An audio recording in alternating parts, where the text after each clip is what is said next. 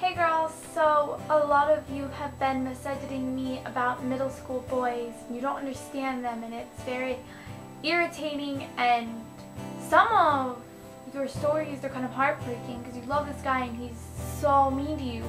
And I wanted to kind of clear some stuff up because I feel like you're making it into something worse than it really is because you don't understand them right now.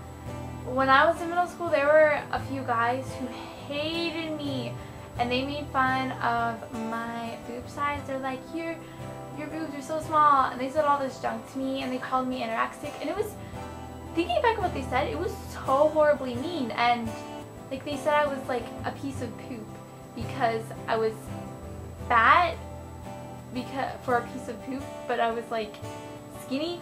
I don't know, because they were like calling me fat and anorexic at the same time, and it was, for like a 12-year-old, I think it was pretty brutal what they said to me. And I've known these guys since like 3rd grade, so I kind of grew up with them, but they were just like brutal. And later, one of them just got so annoying, and I finally found out that like they liked me, and it's like, what? That's not how you woo in a girl. No, that's not how you do it. But middle school guys really don't understand that, and so right now it may seem like they're just like completely bullying you and degrading you. Just ignore it.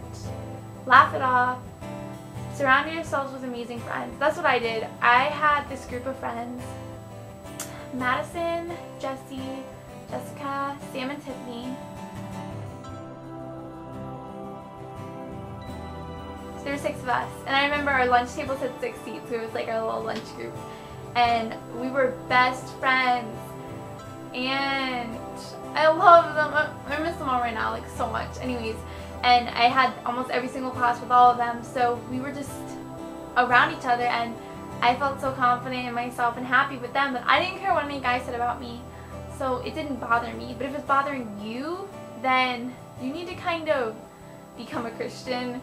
And I'm not saying this like become a Christian, I'm just saying that if you kind of understand that in God's eyes you're perfect and amazing and you're beautiful, and if you realize that He loves you just the way you are, then, and it's not even an internal thing, like God thinks like outwardly that you're gorgeous and He created you, and for you to kind of hear what the guys are saying to you, what like any bully is saying to you, and for you to kind of take it to heart and kind of believe it, it's kind of insulting God's handiwork. And I love how people are unique, and I hate when people get bullied. But if it's a guy you like, I think that can be even worse, because it's kind of like you idolize this guy, and then when he says something, you kind of want to believe it. And so one of the things that my friend Emily said in her presentation on East of Eden in English class the other day was that the opposite of love is indifference, and the opposite of hate is indifference. And so if you use inductive reasoning there, then love is hate, essentially.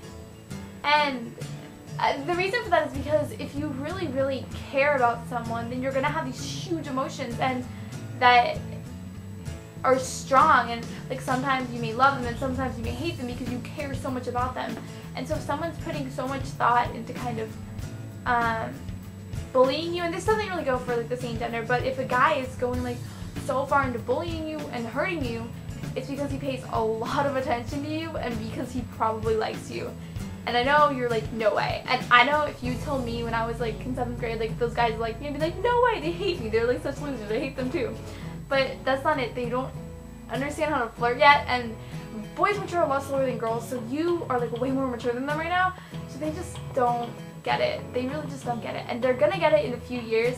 So what you can do is you can either go for a more mature guy, you can wait for the guy you like to get more mature, or you can just not date in middle school. Like if you're like, how old are people in middle school? Like 11, 12? Like you're not gonna get married for like 10, 15, 20 years. Like you have a long time.